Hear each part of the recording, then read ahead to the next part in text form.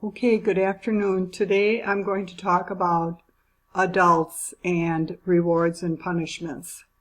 Adults sometimes reward or punish, and it has to do with whether they were rewarded or punished as children, and the ways in which they were rewarded and punished. If they were overly rewarded or punished, and have a problem with it, which is where the problem comes from. The more we're rewarded or punished, the worse the problem we have.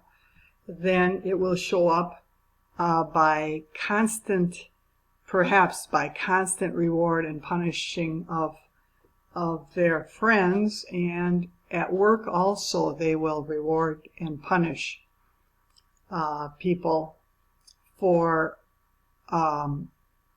reasons that are not, the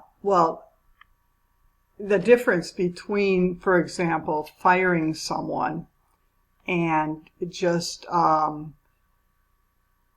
maybe transferring them to another place. This could be the difference between rewarding them, punishing them, and not punishing them. Depending upon the person, they might want to punish them because their own background has so much punishment in it, and someone else might not want to punish someone.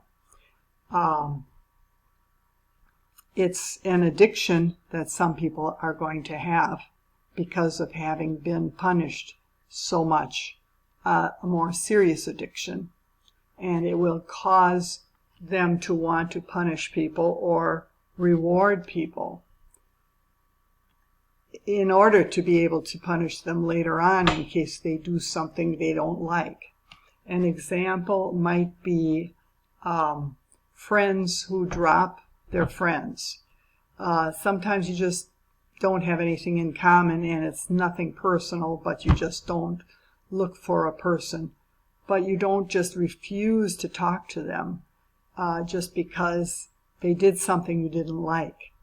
A normal, less addicted person would probably continue talking to the person, continue dealing with them, even if they don't have something in common, if the situation turns up that way, where it would be normal to talk to them.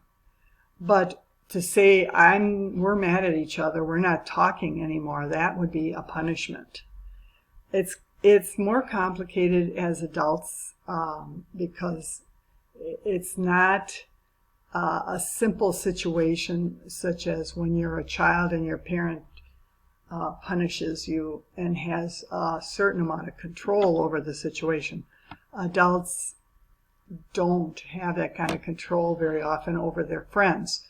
But at work they do have control, and if they give a bonus to someone and don't give it to the other workers, that would be a reward, and that would be a sign of addiction on the part of the person giving it. And the same with honors. If they honor certain workers and don't honor other workers, that also would be that would be a reward, and it would be caused by addiction.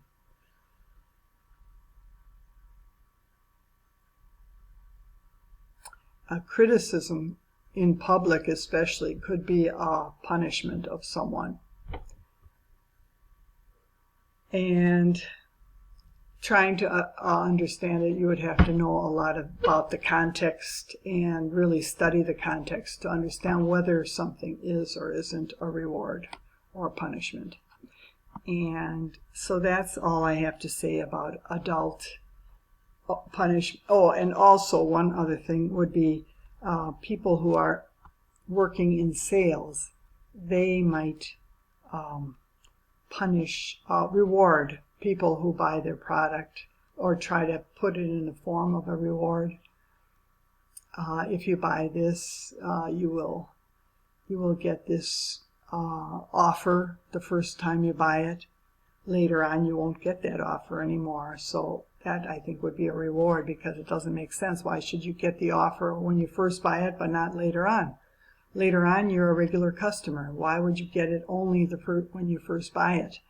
And different manipulative things can be used in sales work also, but there are probably millions of different varieties of rewards and punishments, and they are not recommended.